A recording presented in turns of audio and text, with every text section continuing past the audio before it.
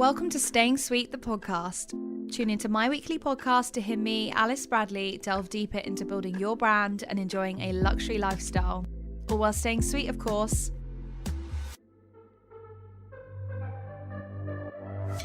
Whether you're looking to level up in business, start something of your own, or balance a more exciting, fulfilling, and healthier lifestyle, each episode will be created especially to inspire and encourage your own success, so you can really have it all. Plus, don't miss out on the Staying Sweet specials, a series of exclusive interviews and conversations with Alice Bradley's network of inspiring entrepreneurs and brand owners. Always protect your sweetness, your light is not a weakness. Don't forget, there are new episodes every Monday. For daily content, you can check out my Instagram and you can follow me at alicelucybradley. Stay sweet!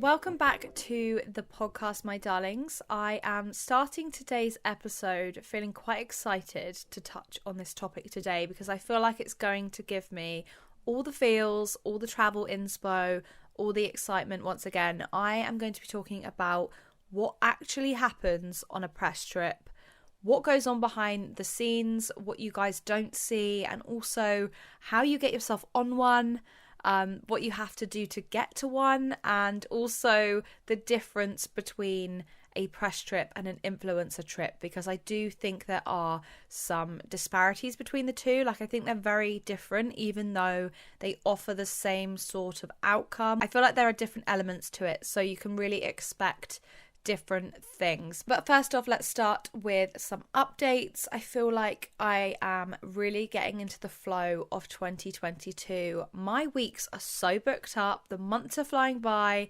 I feel like I actually have plans and things to look forward to again, which I haven't had this feeling in so long. And actually, I feel like it's making the months fly by even quicker because I'm counting down the days in a different way. I'm getting myself planned and organised. It's less last minute and very methodical. And yeah, my actual organisational brain is going, finally, we can get some organisation going.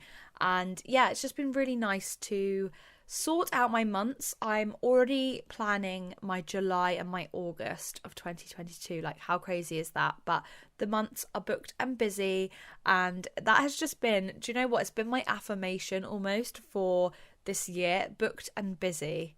And it's so easy to say. I feel like I say it so much around my friends and my family. And I just want it to be an affirmation for you guys to use as well, like to share. It's not actually my affirmation of the week, but I do want to mention it because I do say it a lot. And I feel like it's a really positive one. I'm also really loving vlogging at the moment. And I've been putting a lot of time and effort into creating better content on there, getting a bit experimental, trying new things out, and just being more vulnerable as well. Just sharing more of my life. I really enjoy having curated vlogs on my vlog channel. It's probably one of my favorite platforms of all time. I've said it before, but yeah, really enjoying my vlogs. And I've also been filming some content for my main channel, which it really took a back seat because I lost so much passion for it. I felt like I was really having to be so formal in my approach to the content, and I actually have just decided to let go of that, let go of the need for it to feel scripted or super polished, and just go with the flow. And it's really changed the game for me. So yeah, I feel like hopefully that content is going to start evolving on there. It's not going to be as frequent as my vlogs because vlogging is so easy to me and it's just second nature now that I always have my vlog camera with me. But it's very different to create content on my main channel. It's very formulated and structured, so there'll be odd bits of content on there. I'm not going to be as consistent, but I just want to put it out there that you can go and subscribe to my main channel. All the info will always be in the show notes, so you guys can check that out. But yeah, I've been having some really exciting updates as of late, I think, and lots of great feedback with the podcast. I've had brands reach out saying that they are hoping to work with me over the coming months, which is really, really exciting. So expect more from this space and this part of the social media galaxy that is, you know, the internet. I feel like this part of my platform is really coming into its own. over the past few weeks. Like, we are on episode 13, so 13 weeks of content on here. I really want to hear your thoughts and know what you're loving and what you're enjoying and what you'd like to see more of as well, hear more of on the podcast. I feel like there's lots of positives to be talking about. I'm feeling super inspired, and I feel like with all content creation, you're going to go through ebbs and flows of productivity. Things will feel easy and then they'll feel hard. Like, I find this a lot with vlogging and the actual editing process. When I'm in the flow of it, I just want to be constantly editing, and I get really excited for the next vlog to come out. I count down the days to the next vlog, and I think just having that structure, having my Wednesday and Sunday uploads, it's just making it so much easier to enjoy the pace of the vlog. Like, the vlog doesn't have to come out straight away. I can have a couple of days, I can get more content produced, and yeah, it's just taking the pressure off a little bit to enable me to be more consistent. And I think that's what's really worked well with this podcast, just having a once a week job, to show up on here and to share an episode. I feel like it just gives you guys the opportunity to come back for more. So I really hope you are enjoying the Monday uploads. I try and get it up so you guys can be, getting back in the swing of the work week ahead, and you've got the whole week to enjoy the podcast. But yeah, at the moment, I'm just saying yes to everything. You guys know me by now. Like, I just say yes, yes, yes. And I'm saying yes to lots of video content, lots of exciting opportunities with the podcast, which I really hope come to fruition. But at this point in time, it's very early days. So we are keeping positive vibes out there. And just having an intention behind what I'm doing, and just a belief that things are coming into their own. But the affirmation for this week, guys, is quite a nice one, quite a bold statement, but something that will just kind of make you feel good within yourself. I own my power and recognize the strength and beauty of who I am. And this struck me in like multiple different ways, but the way I first read it is kind of the way I want to read it going forward. This idea that owning your power, owning your belief in yourself and your confidence, and not letting your confidence be knocked by other people, recognizing the strength and the beauty of what you have to show and share with the world. And yeah, in an industry that can unfortunately sometimes be quite destructively ego driven, rather than coming from a place of security, I feel like this affirmation really resonates with my experiences, and not all my experiences with the industry, but with some people, I think it's quite easy to hold power in negative ego rather than positive ego and actual like self-belief and that confidence. Like, you can have self-belief without tearing someone else down to do so. So just bear that in mind for this week ahead. What can you do to own your power, and what can you do to recognize your strength? Because yeah, I feel like you could really use this as a journal prompt as well. List some things down and work out what is working for you, what strengths you have and possess, to own your power, be the best version of yourself. So we're going to be touching on what happens on a press trip. I've got some tea to spill, so let's get started.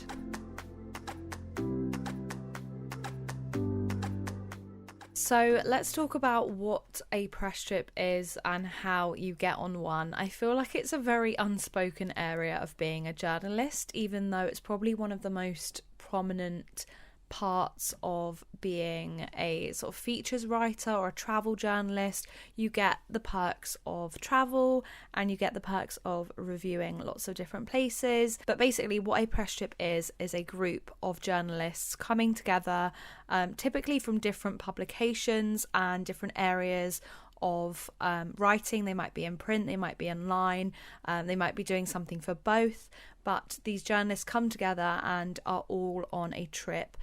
Usually you don't actually know the people on the trip, and I think that's kind of the perk of the experience. It's definitely not for everyone, but it's something that I really enjoyed, and I still enjoy to this day. The fact that you can go and travel with a group of strangers, and by the end of the week or the end of the trip be in this like really united, nice group. I feel like it's a really good opportunity to kind of just like flex your socializing muscles and your networking muscles, and just utilize your time effectively with a group of people that are usually on the same sort of wavelength as you, and obviously in the journalism field. So I think that's why I really enjoy it. It's a really good opportunity to network and get some quality time. I think that's the best way to kind of put it, quality time with a new group of sort of writers and creatives. So to kind of break down a press trip, I would say that it's usually a smaller group than you'd expect. I have been on big press trips,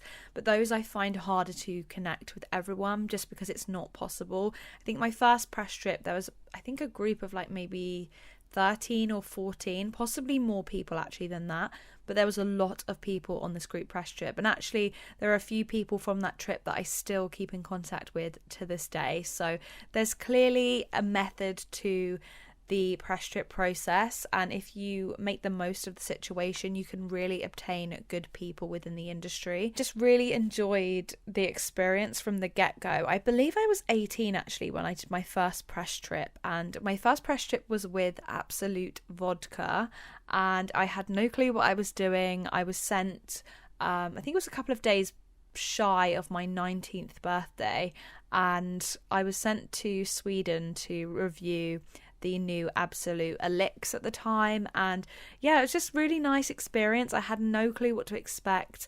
I definitely went into the situation quite blindly, and I didn't realize how much information, knowledge, just general understanding of the industry, how much stuff I could obtain from one trip with a group of journalists and PR. But I think over time I've really understood how to utilize it best. And I think if you're going into a job that might offer press trips or have press trips on the cards for you, I think really use it as an opportunity to network and show up as your best self. So yeah, I remember being on lots of press trips in the first sort of initial stages of me getting used to it, being very shy, not really knowing how to maximize on the opportunity itself. I'd take a few photos, and I did do Instagram back when I first sort of started working for the magazine that I work for currently, which is Arcadia. But it was a very strange time because I don't think I really found my way. I didn't realize how much I could create if I just knew how to do it. It's almost like one of those, I wish I knew back then what I know now, but I know that's not part of my journey. So I think things would have gone maybe a lot more fast-paced. Maybe I would have fast-tracked my career had I done the things that I'm doing now back then, just because the industry today is so, I don't even want to say oversaturated, because I think there's space for everyone. But we are definitely living in a time when we're fighting for your attention and we're fighting for people's attention. So yeah, I feel like I could have done so much more with those opportunities back then, and kept in contact with more people, taken, business cards with me on trips and things like that. So I think that's really what I want to share in this podcast today. Even if you're not a journalist and you just want an insight basically into what happens, that's totally fine. Like, just enjoy the podcast. But if you're somebody who is considering becoming a journalist, maybe you're studying to be a writer, or you're looking to do something more features based, travel photography, like there is so many different ways that you can get yourself on a press trip. So we're going to talk about that today. So who is invited on a press trip? I kind of touched on it briefly, but basically journalists. And there's definitely a distinction between an influencer trip and a press trip. A press trip is more journalistically focused. The itinerary typically tailors around more, I guess, things that could be written about more easily, stuff that's more tangible to a writer, whereas an influencer trip is usually very visual and visually aesthetic, visually pleasing, and just makes it so much easier for the content creator to create content. So a lot of it is very different in that respect, and although there'll be very visually stunning and aesthetically pleasing opportunities for the journalists, I think with influencers it's very face value and just about like what can be presented and shown. So things that can be shown on stories, on reels, on TikTok, on vlogs. It's definitely more visually focused. So I think that's a really important thing to note. I think as well, PRs are looking for different outcomes with coverage. So coverage typically with journalism and a group of journalists is heavy focus on writing, a heavy focus on reviewing something, reviewing either the tourist board or the hotel you're staying at or the restaurants that have been partnered with the PR to give you this experience. It's basically about explaining and detailing your trip in the best possible way, having an angle, having a twist on something. So there's a lot of brands as well that do this really cleverly, not just with influencers but with journalists as well. So having a product focused around a trip. So if there's a release of a product featuring an ingredient, it's about, okay, so this product uses oranges, for instance, and we're going to do things that, you know, relate back to oranges. So we're going to go to an orangery, we're going to pick oranges, we're going to take photos, etc. So that's very influencer focused, whereas a journalist might write about the product and link it back to the ingredients and its roots. And maybe it's an Italian brand. Okay, the Italian brand with the oranges. I'm just literally plucking something out of thin air here. But brands have to really carefully curate an experience differently for journalists versus creators. Being on both sides has enabled me to see the difference and notice where coverage needs to be tailored differently. So if I am going somewhere that is press strip focused and I'm writing an article, I'm still going to utilize my time there and I'm going to vlog and I'm going to create content, but the coverage is going to be much more visual, much more storytelling in a more visual sense. So I think over the years, I've really utilised the experiences to my advantage, working with brands. I know I did that for the first time properly when I went to the Maldives. I had done it a few times with other trips, but I really had a good group of brands working with me whilst I was out in the Maldives reviewing a hotel. So yeah, there's definitely ways to utilise the experience. If you're somebody who is going on press trips and you're not documenting it in a professional sense, do so.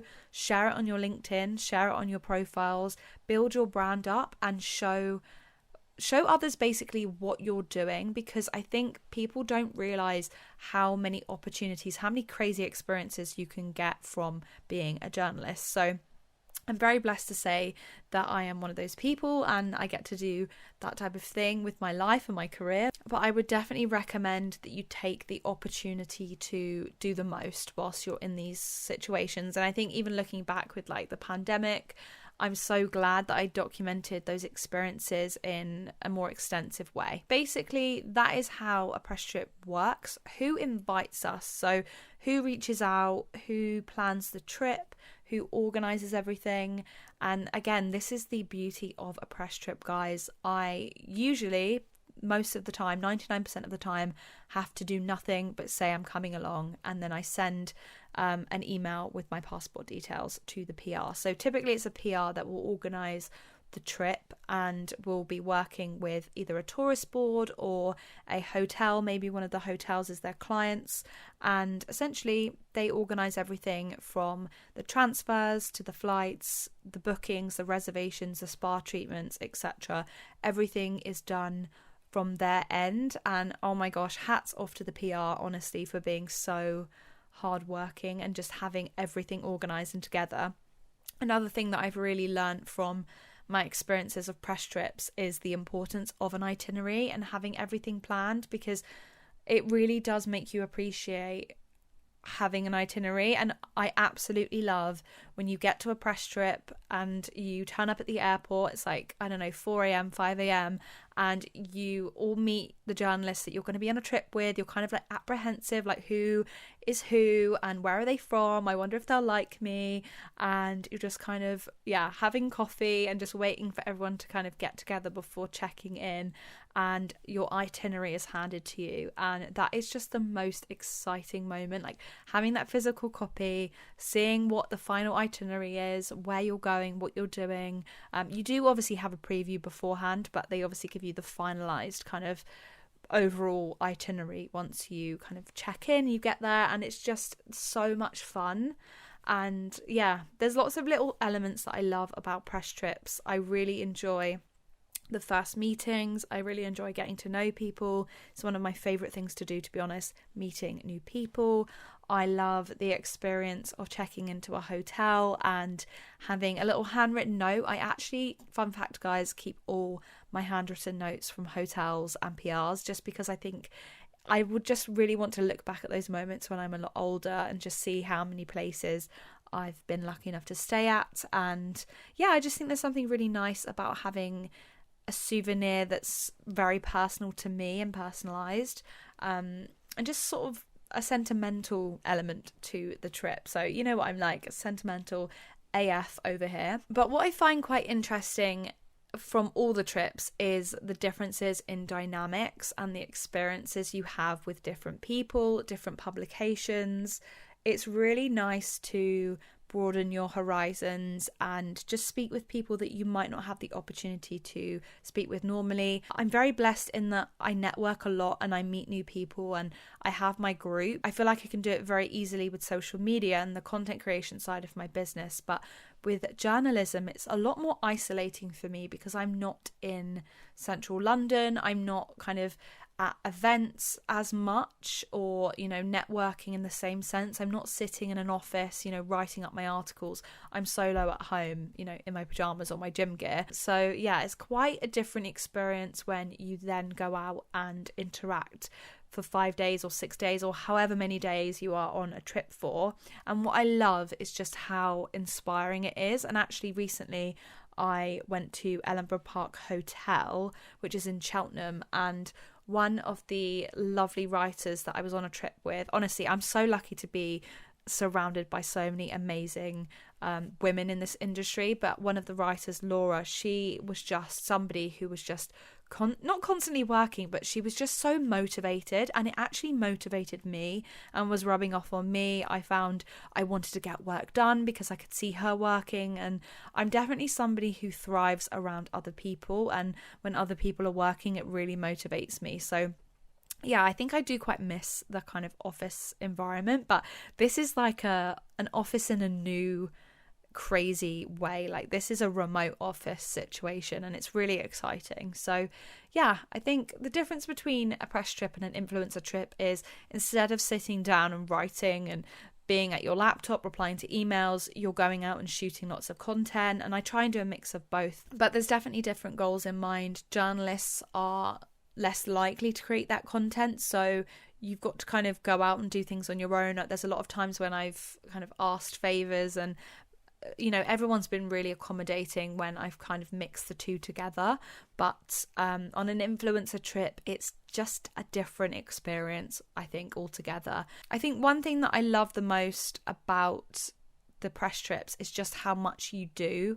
And okay, you can be traveling to one of the most relaxing locations in the world, but you're actually sticking to an itinerary, so you're getting the most out of the experience. And in the moment it can feel quite exhausting. Like, I've been on press trips where we've had like half an hour downtime and then we've got to be down for dinner, but I've made it work. And actually I've looked back at the trip and gone, I'm so glad I did the itinerary and I got so many things ticked off and I saw so many things. I woke up at a crazy time and we made it work. But you end up being and feeling so much more fulfilled with the trip. So yeah, it's a really nice experience to have an itinerary. I'm so thankful. It's definitely something that I use now with my own travel, and just having myself really organized. Like, everything is on there, from like contact information, journalist names, times, check-ins, booking information, like everything is on there. It's so exciting. I get so excited by a rich itinerary. But yeah, I think I've experienced things on these trips that I know I could have never seen in my lifetime without my job. So again, I'm very grateful for the experiences. I've been able to have these moments of just pure, I can't believe this is my life. And before COVID, I was in this like, I don't know, like almost like a cycle of, it was going so quickly and trips were coming around so fast that I didn't catch my breath. And I think when COVID hit and we went into lockdown, I had so much time to reflect and so much time to be grateful and reminisce. And I think it's made me realize that now more than ever, I will cherish every single experience and not take anything for granted. Not that I was before, because I remember being on trips and being the sappy one that would sit and be like, I'm so grateful to be here with you all. But I think I'm more so of that now. So God knows how people are going to cope with me on the next press trip I go on. But yeah, I just feel so grateful in those moments. So we're going to be talking about a couple of favourite trips of mine and memories, experiences, and just to kind of give you an idea if you're new to my content or you've found me on a whim, just to give you some insight into a couple of trips I've been on. So let's dive in. So some real standout trips for me. I think all my trips are standout, but the top ones that really changed my life in a positive way all sort of happened very quickly in 2019. I did so many trips, and actually that year I ended up getting a little plain tattoo on my arm because I was traveling so much and I just loved it. I loved it so much. I think I did 23 flights or 23 trips or something. I can't remember, but I remember doing so many flights. Yeah, catching flights, not feelings, guys. I was one of those people that was just like, yep, I can go. I'll see you later, guys. I would do back-to-back trips. I'd have 2-day turnarounds. So I'd fly back from a trip and then 2 days later be flying out to another trip. And actually, I did that for my 22nd birthday.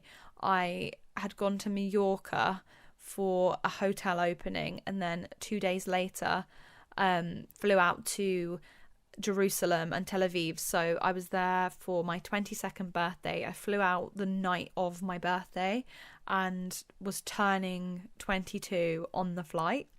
And it was my first solo birthday without my brother. So I have a twin brother.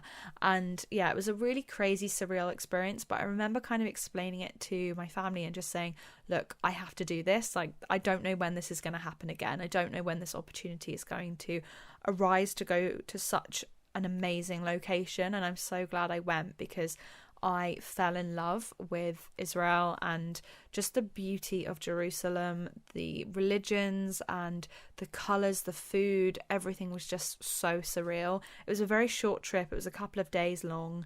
And yeah, it was just a whirlwind situation. My taxi driver was so cute, guys. I still keep in contact with him still. He was incredible. And just someone that, yeah, I landed in Tel Aviv and he picked me up, and yeah, we just had the nicest car journey ever. He really looked out for me whilst I was there, and I just had the most amazing time. And I think in those moments you really do realize that you don't know what is out there in the wider world and all these places that you can explore and just see for yourself. And I was there with the fashion side of things, so I was actually reporting on a fashion show that was taking place during that time. And again, it was a very different shift for me in that it was travel, but it was fashion as well. So I was getting to see so many elements of the culture. I got to explore with a tour guide. I got to try lots of amazing foods, and it was just really out of my comfort zone and just a place that really changed my life. So I was so happy with that trip. And another trip that I did in 2019, it actually happened before I went to Jerusalem, but I went to Nashville in the March of 2019, and that again changed my life completely. What's great about a press trip is you do get these exclusive, sometimes access all areas, situations or experiences. So we had exclusive access to studios. We were able to tour backstage. We were able to speak to people firsthand. I remember being at Blackbird Studio and Keith Urban was recording his album and got to meet him. And I just think those experiences are really surreal. Got to hang out backstage at the Grand Ole Opry, which is one of the most famous locations for live artists in Nashville. literally backstage with Carly Pearce and so many other talented musicians as well. It's where like the likes of Taylor Swift have performed, Harry Styles as well at the Ryman Auditorium. We got to see so many different elements of Nashville, and again we had that access all areas, so there are real perks to a press trip. And yeah, I just really love that trip as well. It was one of my most amazing experiences. I absolutely loved that trip so much. Like, my friends and family, they get so fed up with me constantly going on about Nashville, but yeah, it really did change my life. And I think one of the most, like, I guess, Instagrammable locations that I went to was the Maldives, and that experience was just very surreal for me because I didn't think that in my early 20s I'd be able to go there. So yeah, I saw a lot of value in the trip. I got to experience a couple of different styles of bedroom whilst I was there. We had a night in one of the most expensive suites on the island, so that was again very surreal, totally out of my price range, but again, once in a lifetime. Slight shame that I was in this lovely waterfront, like those bedrooms that float on the water. I was in one of those, but I was in one on my own. Kind of gutted, guys. But yeah, I remember there was a storm on the night that I stayed there, and I was so excited because the rain was hitting, I could hear the waves crashing, and it was just the most calming experience. I know it's a bit weird to say calming, but it was very calming for me. I really enjoy being around water and amongst like the waves. There were sharks and lots of like water creatures. It was just beautiful. But yeah, I think from press trips I've been able to obtain quite a well-traveled palette, I guess. Like, I know what makes a good hotel, good service, good staff, and I've really come to know what works well. So I have a real attention to detail with travel, hospitality, food. I know when things are at the top of their game versus just being, oh my gosh, I can't believe I'm like getting this trip for free. Like, I feel like I can really be analytical now that I've gone on quite a few trips. And yeah, I think you have to take away the fact that you're getting something, again, I hate to say it, but you're getting something for free. You have to take that away from the situation and actually look at how a paying customer would want to experience the situation. Like, are these places and these restaurants and these hotels doing the most for the money that you're putting down and the money you're spending? So yeah, it's a real eye-opening experience when you actually work out if something is worth it or not. And again, you take that into consideration when writing your articles. I really honed that down now, and I'm able to see where constructive criticism is needed, feedback with hotels and tourist boards, etc. And I guess another perk of these experiences, aside from the work, is it is an experience, and I love to take photos. I have my camera with me. I love to take film photos, just those like cheap ones from Boots or Amazon. I literally love them so much, and I actually have a photo album of all my press trips, so in years to come I can reflect and say, look how many trips I did, and look where I went and who I met. And yeah, I feel like this photo album is just so humbling for me and just makes me realise how lucky I am to have experienced these places and these things. But yeah, I think I want to touch on some advice for journalists or studying journalists, or even just somebody who is not studying journalism and is deciding maybe I could be a writer alongside something that you already do. So we're going to touch on how you can get on a press trip.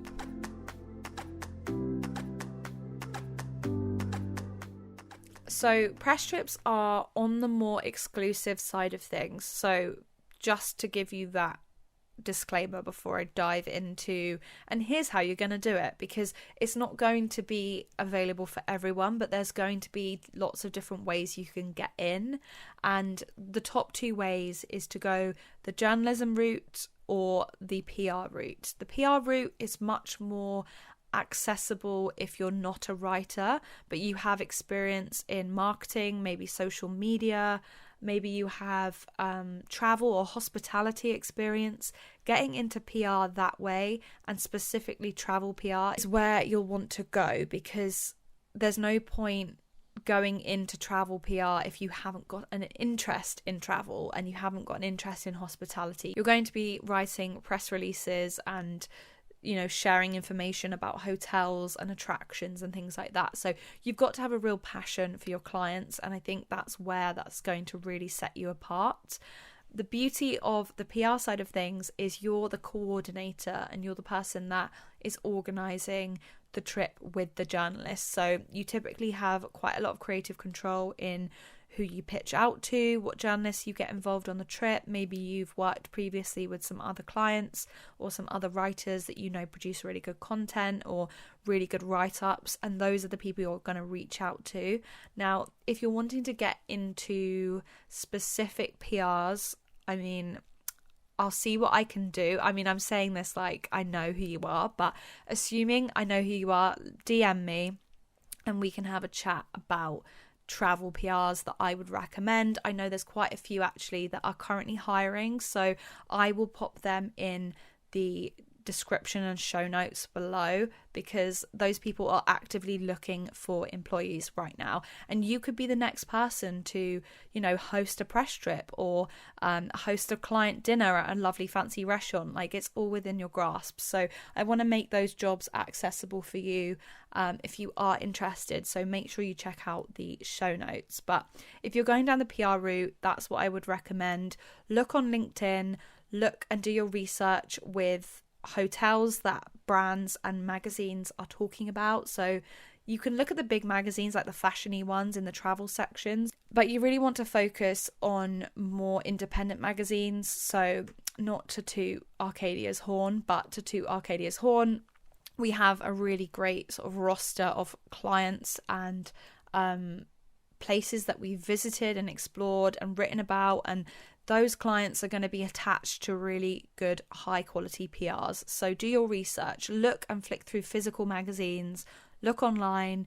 Don't look for the more sort of churned out articles that look like a press release. If they look like they're an actual tailored experience or a review, reach out to those hotels or venues, etc., and just see who represents them as PR and just get your feelers out that way, because you might find you can get a job at the PR and then you've got a way in. So that's definitely how I would recommend you go about the getting a job in PR to go on a press trip route. If you're going down the journalistic sense and you're writing, it's best to be part of a publication and be part of a publication that would write about the locations that you want to go to. Without this sounding awful, it's less likely that you'll get on a press trip for a 5-star hotel if your magazine pitches and writes and caters to an audience and a demographic that are looking for cheap and cheerful holidays or more budget-friendly holidays. So bear that in mind as well. Like, think about where you're pitching to.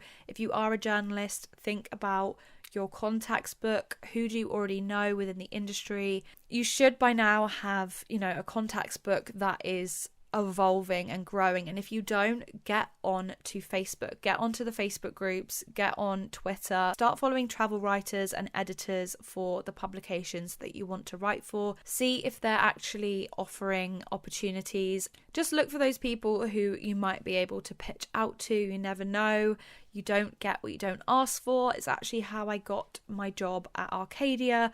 I just was ballsy and I sent the editor a DM. So that's what you've got to do. Sometimes you've got to step out your comfort zone and start from ground zero. Also, as well, just for your consideration, if you are sort of thinking about working for a publication, often newspapers and wider publications will divvy out trips evenly amongst staff.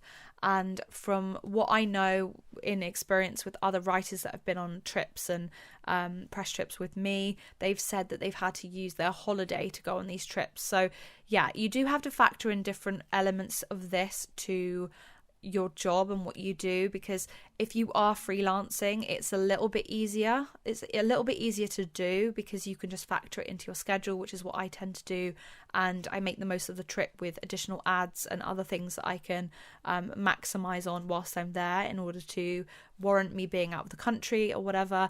But if you are working in an office and you're working for a publication, often you have to take it as holiday, so just bear that in mind. my next piece of advice would be network. And I've said it a million times, but I'll say it again. You are on a trip, a small tailored trip just for you and a few other writers or a few other journalists or editors.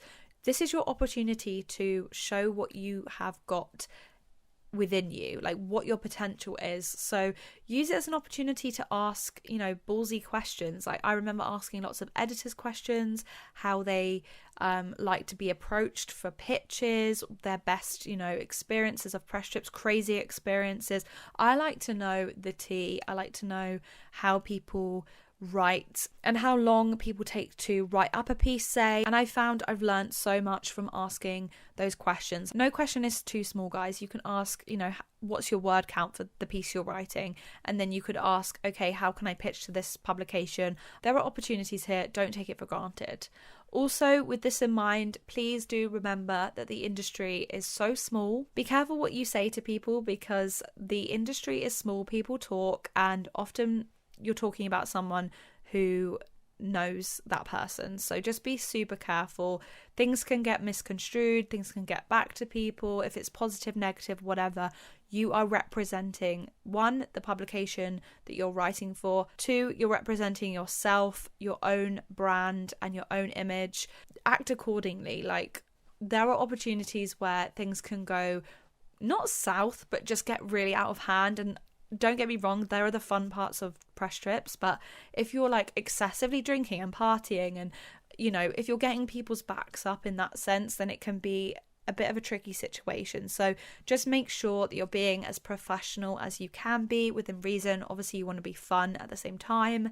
But yeah, those people you are with can be lifelong connections within the industry. So don't judge a book by its cover. Don't limit yourself to who you speak to and who you give people the opportunity to network with. So yeah, that's my tip. And if it's an influencer trip, the same rules do apply. Like, chat to everyone. It doesn't matter how many followers they have, what they do, how they create. Like, this is your opportunity to be on a trip with people who align with you and are on the same, industry frequency as you. They want the best for you ultimately. So there's so much you can learn. And I never go on a trip thinking I know everything, because I sure as hell do not. And I've come away learning so much from every experience. So yeah, I think that's really important. Be kind to the PRs as well, because guys, they put the most effort into making the trip so special.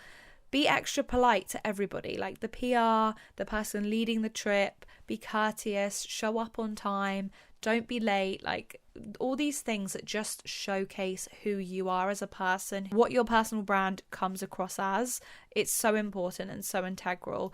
And just making sure that you're extra polite to staff members at hotels or events, drivers, private chefs, like making sure you are nice to everybody. I mean, that goes without saying, but you never know. But yeah, staff are going the extra mile to impress you. So be grateful for their efforts. Make a conscious effort to say, I noticed you did this for me. I really appreciate that. Thank you so much. And I feel like that goes a long way, because unfortunately on these trips, and not even with journalists, but with people who have, disposable incomes, they're likely to come across, unsavory characters, people who are just not grateful for anything. So every bit of kindness goes a long way. But yeah, that is everything for today's episode. I really hope it's been fun to give you a little insight into the industry and what happens on a press trip. I don't know whether I have any more questions from you that you'd like to know, but if there are any, please do drop me a DM over on Instagram. Also, let me know what topics you would like me to cover in an upcoming podcast. You can do so again by reaching out to me on Instagram in my comments or DMs, or you can drop me an email. All my contact information is available in the show notes. Thank you so much for tuning in to Staying Sweet, the podcast. If you enjoyed listening, please do leave a review, and I will catch you next week for a new episode. Stay sweet.